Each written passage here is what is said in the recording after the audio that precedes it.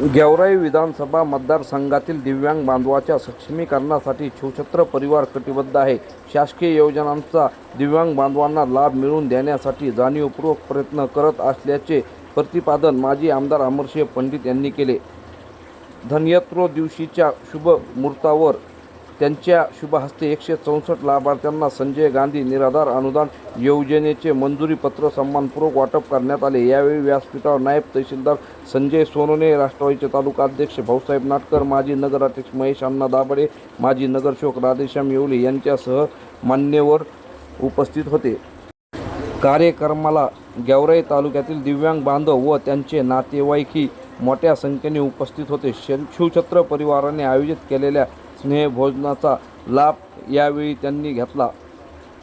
बाजार समितीचे उपसभापती श्रीहरी पवार, संग्राम आहेर, श्रीराम आरागडे, रफिक सौदागर, बाबासाहेब चव्हाण, राधाकिसन चक्कर, महेश ढेरे, बाबासाहेब खेत्रे, दादासाहेब घोडके, सुभाष गुंजार यांच्यासह अनेक जण उपस्थित होते.